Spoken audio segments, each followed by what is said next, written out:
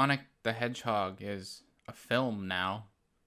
I'm surprised as anyone at the positive reaction this movie is getting. Critical analysis aside, if you go online, you'll see this film is pretty much adored.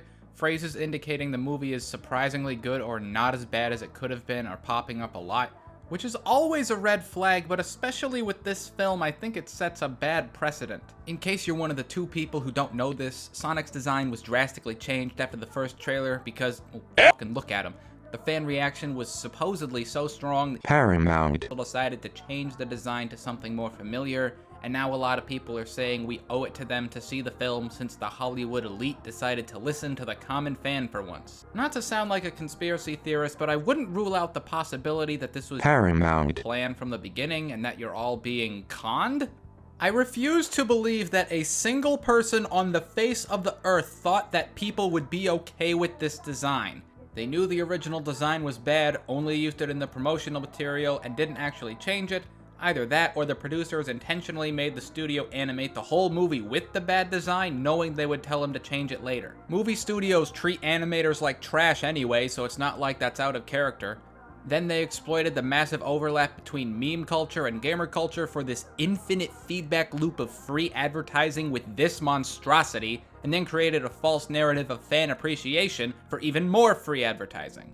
I know the animation studio that worked on this movie closed down, but as far as I can tell, it wasn't because of Sonic. I obviously do not work for NPC, nor am I an executive at Paramount, so I'm not really basing this on anything. I'm just saying I wouldn't put it past them. But either way, I can assure you the people in charge do not give a shit what you want. Suffer no delusions. Paramount Does not care about you. But forget the design change conspiracy. It leaves a bad taste in my mouth, but fine.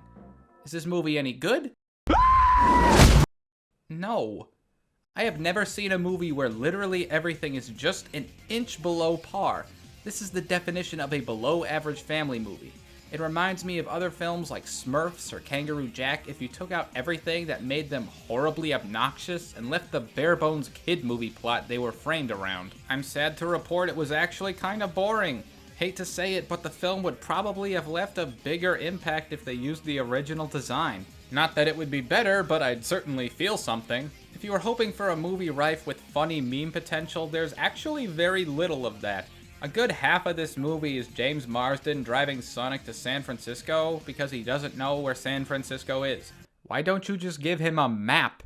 There are a ton of little conveniences and logical lapses in the writing that I could go into detail about, but I'm not quite sure that's what anyone except me watching this movie cares about. There's still quite a bit of stuff I found pretty painful to sit through. I will never understand these adaptation movies that focus way more on poorly written humans and their title character.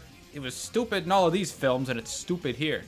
There's tons of lazy exposition, certain characters are universally annoying whenever they show up. I personally didn't find that much of the film's comedy funny, especially when it tries to be.